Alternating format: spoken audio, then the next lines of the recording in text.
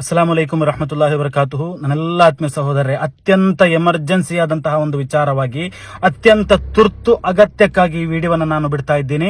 ಎಲ್ಲರೂ ಕೂಡ ಸಾಧ್ಯವಾದಷ್ಟು ಜನರಿಗೆ ನೀವು ಶೇರ್ ಮಾಡಬೇಕು. ಆತ್ಮೀಯರೇ, ಪ್ರತ್ಯೇಕವಾಗಿ ನಾನು ಮುಸ್ಲಿಂ ಸಮುದಾಯದಲ್ಲಿ ಮನವಿಯನ್ನ ಮಾಡ್ತಾ ಇದ್ದೀನಿ. ಚಿಕ್ಕಮಗಳೂರು ಮತ್ತು ಶಿವಮೊಗ್ಗದಲ್ಲಿರುವ ಎಲ್ಲ ನನ್ನ ಪ್ರೀತಿಯ ಮುಸಲ್ಮಾನ ಸಮುದಾಯ ಬಾಂಧವರಲ್ಲಿ ನನ್ನ ಮನವಿಯಾಗಿದೆ.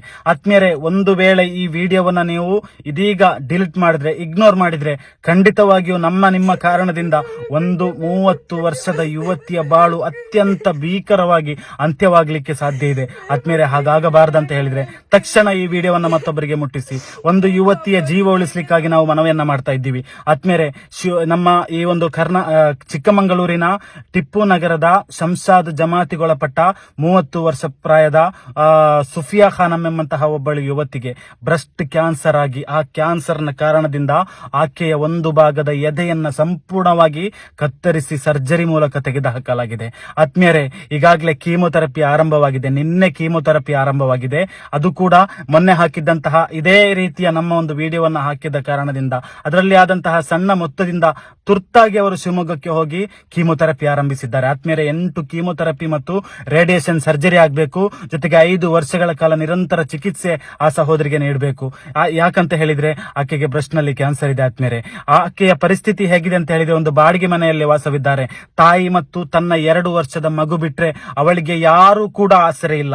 ಯಾಕಂತ ಹೇಳಿದ್ರೆ ಆತ್ಮೀಯರೇ, ಗಂಡ ಬಿಟ್ಟು ಹೋಗಿದ್ದಾನೆ, ತಲಾಕ್ ಆಗಿದೆ, ತಂದೆ ತೀರಿ ಹೋಗಿದ್ದಾರೆ, ಯತೀಮಾಗಿದ್ದಾಳೆ ಆ 30 ವರ್ಷದ ಯುವತಿ. ನನ್ನ ಪ್ರೀತಿಯ ಮುಸ್ಲಿಂ ಸಮುದಾಯ, ಅದರಲ್ಲೂ ಕೂಡ ನನ್ನ ಪ್ರೀತಿಯ ಕರ್ನಾಟಕದ ಪ್ರೀತಿಯ ಎಲ್ಲ ನನ್ನ ಸಹೋದರರಲ್ಲಿ ಮನವಿಯನ್ನ ಮಾಡ್ತಾ ಇದ್ದೀನಿ, ಸಣ್ಣದಾಗಿ ಕಾಣಬೇಡಿ. ನಾವು ಇದೇ ರೀತಿ ಹಲವಾರು ಜಾತಿ ಧರ್ಮದ ಹೆಸರನ್ನೆತ್ತಿಕೊಂಡು ವಿಡಿಯೋ ಮೂಲಕ ಬರ್ತೇವೆ. ಆದ್ಮೇಲೆ ಹಿಂದೂಗಳಿಗೆ ಸಹಾಯ ಮಾಡಿ ಅಂತ ಹೇಳಿ ಪ್ರೀತಿಯ ಹಿಂದೂಗಳೊಂದಿಗೆ ನಾವು ಮನವಿಯನ್ನ ಮಾಡ್ತೀವಿ. ಅದರಲ್ಲೂ ಕೂಡ ಕ್ರೈಸ್ತರಿಗೆ ಸಹಾಯ ಮಾಡಿ ಅಂತ ಹೇಳಿ ಕ್ರೈಸ್ತ ಸಮುದಾಯದೊಂದಿಗೆ ನಾವು ಮನವಿಯನ್ನ ಮಾಡ್ತೀವಿ.